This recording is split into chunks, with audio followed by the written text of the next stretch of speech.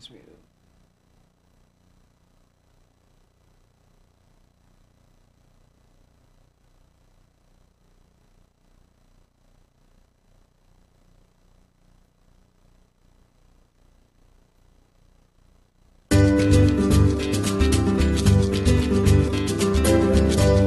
Welcome to a nourishing midweek lunch hour conversation with Spokane's newsmakers, thought leaders, and popular entertainers.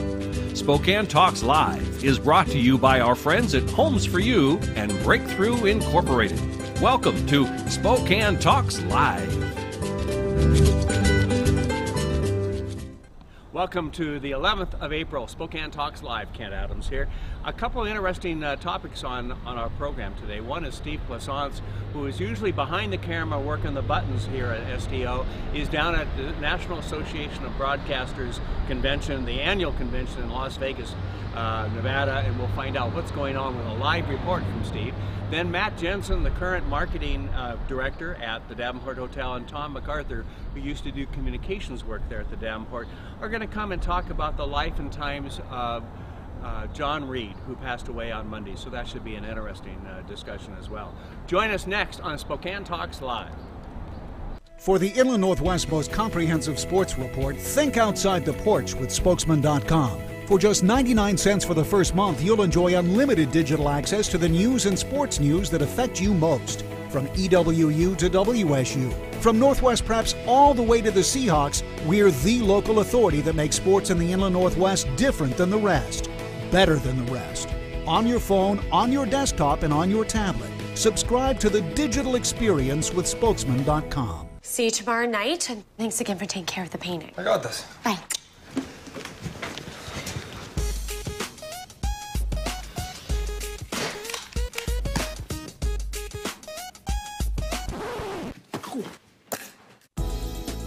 Weekends are made for painting. Let the experts at Rada Paint take care of you.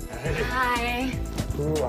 This looks amazing. Rada Paint, over 80 years of quality, tradition, and trust. Find it in every can.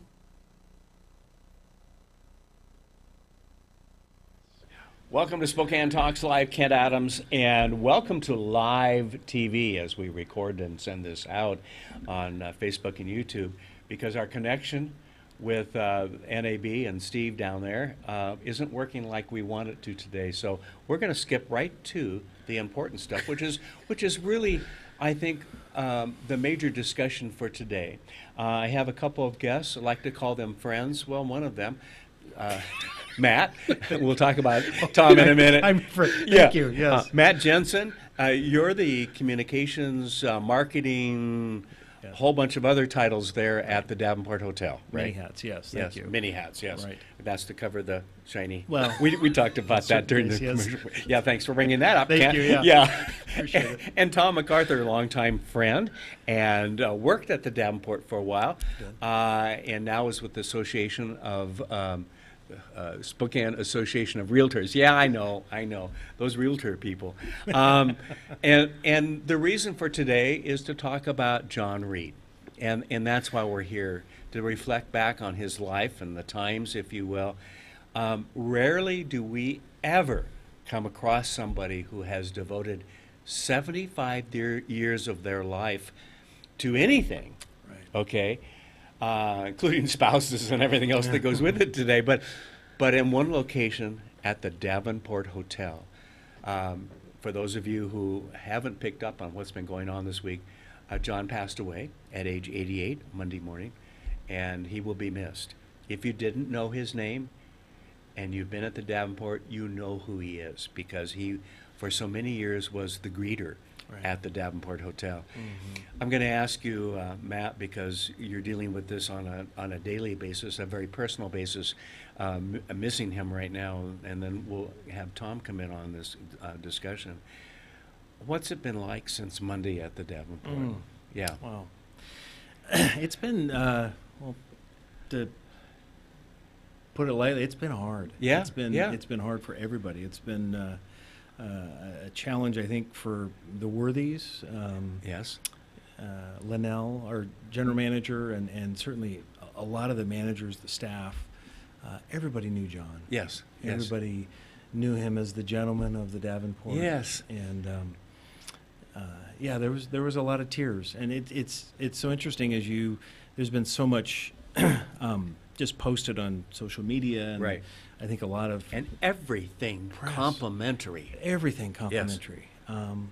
But it's like every time you hear that or see it, it just brings back these memories of how special he was and how he touched so many people. You have no idea how many people he touched, and the Como TV in Seattle did a piece on him last year when we beautiful piece. Celebrated his 75th year of working at the Davenport.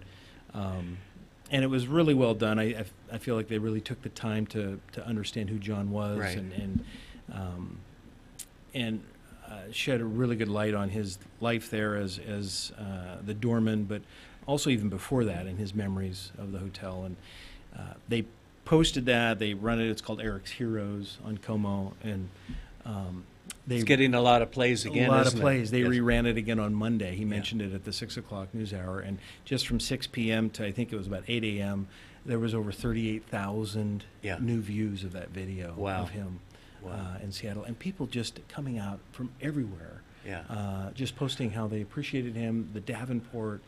There's just a lot of love, not just in Spokane, but it's all around. All around. And I'm amazed, even on the social media postings, I never knew him, but he always greeted me. That was kind of that's the theme that I'm hearing and seeing from everybody. Tom, you had an opportunity for 8 or 10 years to work at the Davenport and as the communications guy on the front line and doing tours. My guess is you probably went to John quite a bit for the historic perspective, didn't you? Oh yeah, he was part of the original route. Yeah. You know, to talk about the Davenport starting in 1914 and Louis Davenport, whose name is still on the door, establishing all of that as Spokane's welcome to the world. Yeah. And you bet, when we had questions about the Davenport way, we would ask John because he knew, because he had been taught by the people that started it all. Now, he knew Davenport, right? He knew Louis Davenport. And Louis in the last years of his life, right? Yeah. Well, he trained him. When he started, he was 13, so he was a young boy, and it was during the Second World War, so the labor laws had changed. Obviously, they would let younger kids work in which places might like not that. be a bad thing sometimes. I don't think it. You know, it worked out pretty good for John. Yeah, They didn't have mobile devices No, then either. they didn't. No. But his first training was how to set a table properly. Yes. And I remember John telling me just the little details about measuring, the fork and knife a certain distance from the edge of the table. And he said it once for him. Then he had him take it all down, and he said Louis Davenport left the room. He said, "You reset it, and I'm going to come back and check your work."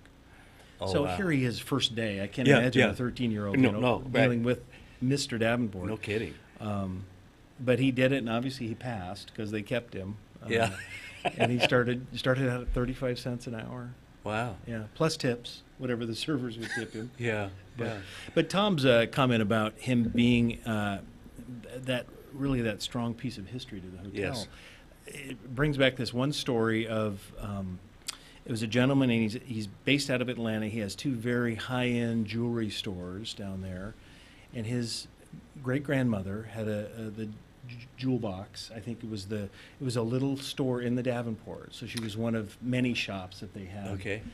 And we poured over, the Davenport book, the blueprints. We tried to find where this was located. We had pictures of, the listing of all the businesses there. And John said, "Let me show you." Yes, and I spent hours on this thinking, okay, I'll find it. I know I can. And then I'm like, what am I doing? I walk downstairs, ask John Reed. He walks me over to where the Palm Court is today, and he said, this is where it was. And his family was coming to celebrate an anniversary there. And so the Spokesman Review ended up picking up the story, but they were in the same spot that her store was, and he had one of the original boxes, and it had the Davenport on it. Oh, Lord. But we would have never figured that out. Talk about institutional history. Yes. And we don't see that a lot of places today, do we? No, because it's move on quick. Right. That's just how life is today. I mean, you think about social media and everything. It's what we did 2 minutes ago is an hour ago. We move on and so news, forth. yeah. It is. Yeah. There must be a story that you have of John that you can share with us that would really kind of tell the story. Yeah.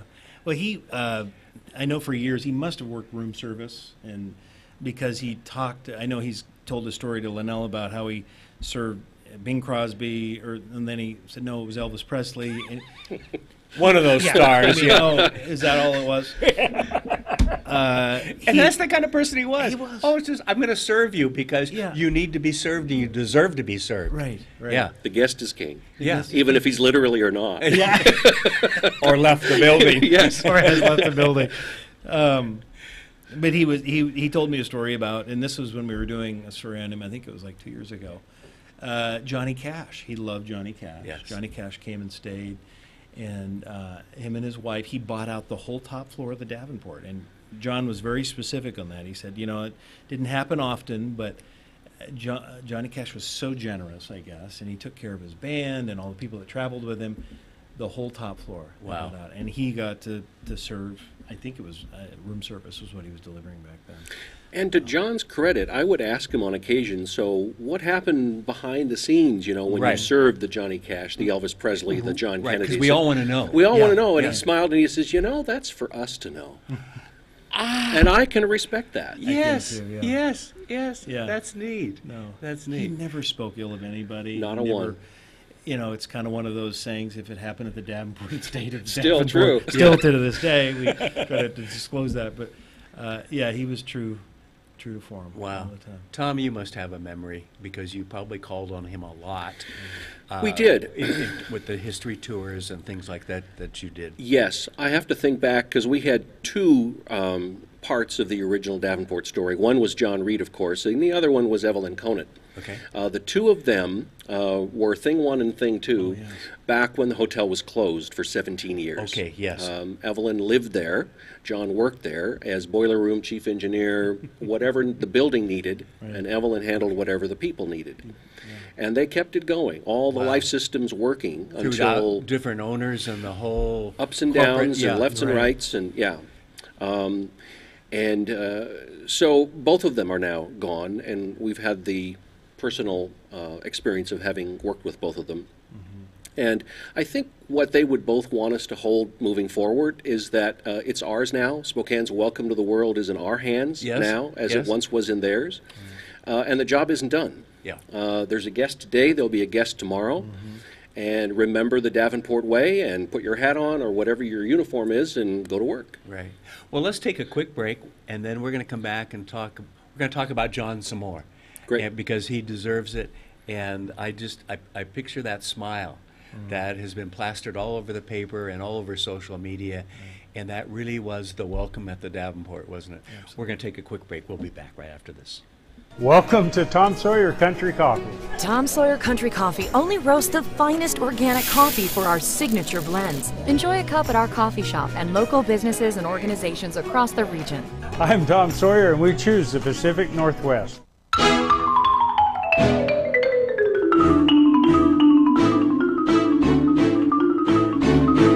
Last year alone, Avista customers saved over 53 million kilowatt hours of energy.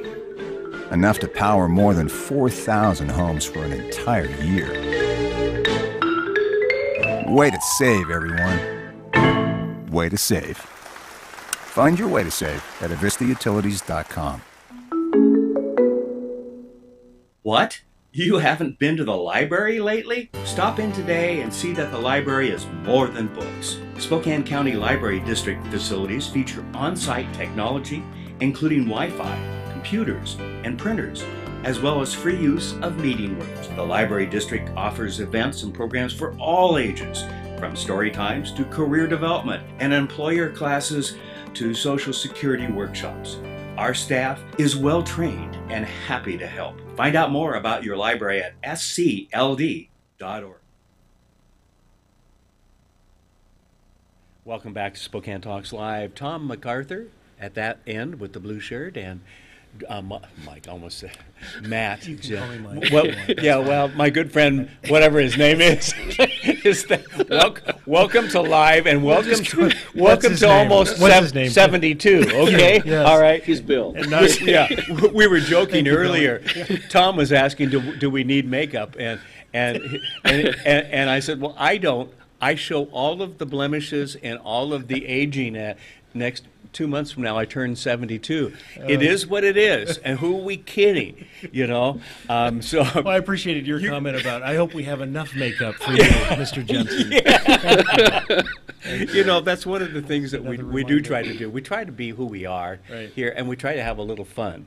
And speaking of a little fun and so forth, we're smiling as we talk about John Reed, because so many things happen. And Tom, one of the things that you and I were chatting with just a second ago is the value the Davenport Hotel, now the Davenport Collection, saw in John in terms of keeping him and expanding his role and honoring him, which I think you can talk about in a minute. But talk about that, because, you know, yes, he gave 75 years, but the Davenport also gave back, didn't they? Yes, then and now. Yeah. I'll quote Melville Holmes, just because the name sounds regal, and also because he is and was the hotel's artist in residence. Okay. Much of its beauty today exists because of him. Okay, good. But he says the Davenport Hotel represents timeless human values. Yeah. And John was the focal point of that. When you entered the building, you got a smile, you got a hello, you got a welcome. Timeless human values. The building says a lot of that. There's iconography all over the building that says why it's there and what it's there for. But John was the anthropomorphic extension of all of that architecture. These big words. I have to look that one up. Yeah, me too. Me too. He was the Tell me in my ear, what does it mean? He was the human face on all of that. Yeah. And to the extent that he's now gone, but all of that is still there, and we have a smile that is in fact contagious, and we can share it with other people. Yes. That, I think, is the legacy of Mr. Reed. And his niece will agree that the hotel gave to John as much as he gave to the hotel. For 75 years, almost 76. The hotel, I think, extended his life. It gave him a purpose and a reason. Yes. You can smile in the mirror so long, but you can smile to everybody a lot longer. Yeah, yeah. And nearly a year ago, the Davenport, with the visit of the mayor and others in town, recognized John. Talk about that for a second, would you? Well, John. There was several things with John. First of all, he was impossible to shop for. So you'd have these milestone birthdays, 75. Especially clothes, because he already had that figured out. Yeah, right? he never just needed a white T-shirt. 75, 80, and then most recently 88. It was hard because he was such a simple man. He didn't want anything. He never asked for anything. We've offered several times because he lived alone. He was widowed and he didn't have any children. So we offered to box up a meal for him at night to take home. How can we help John? Never. Really? Always ate in the break room. That's where he would dine. Multiple offers to eat in the Palm Court, even to celebrate a birthday or family in town. Yeah, you said he said no to a celebration. He would, even at the 75th year that he worked there, a lot of his family came from out of town, and they all had it set up that we were going to have lunch in the lobby. No, I'll have my lunch in the break room. He went down literally by himself, sat with the employees, and had lunch while his family was upstairs in the restaurant. That's John. Wow. John. So we bought him a garage door opener one year for his birthday because he needed that. Yeah. We bought him a refrigerator because he needed that. Yeah. It was just practical things with John. Wow. But we in our orientation for all of our new employees, Linnell always brings up that we ask that you do your job better than anyone's ever done it before you. And good luck trying to outdo John. I was going to say, when you're at the top. Yeah. He's got a big hat to fill. He's got a huge hat to fill. So I don't know that will ever happen again, but... Right. And I was telling someone this morning, eating breakfast at the Davenport, matter of fact, that, he's... Talk about Mr. Davenport II. Yeah. He met and worked with the Mr. Davenport, but in my lifetime, and so many who know in more recent times, in the 50s and 60s and since, it's been John who's been the face of the Davenport. As much as either of you have gotten out, and Linnell and others in the community, everybody knows the smiling face of John. Yes. John has kissed more babies and shaken more hands than any candidate this town will ever see. Right, right. and all for our collective benefit. Yes, Right. yeah. Right. So what happens next? Someone was saying on I think it was Facebook or one of the social media sites, well, you need to do a statue and you need to have him sitting next to Mr. Davenport there in On the park bench? In the Yeah, park bench. yeah. But I'm sure there will be something, won't there? Other than that, you've already done the naming of the room. Right. We have named the room. There is a picture in the room of him in the Hall of the Doges. Great. So that part will Come. obviously remain. And how we move forward, we want to be thoughtful. Yeah. We want to respect him in some way. Yeah. And there will be more to follow on Yeah, that. So yeah. the worthies are giving that some thought as Well, and I known, think, so. I ask for the community because the community is in on this. Yeah. I mean, they really are. And I love your term, Tom, and it's probably more than just your term. The Davenport Hotel lobby with that fireplace is Spokane's living room. Okay? And John was the welcome to everyone to Spokane's living room. Right.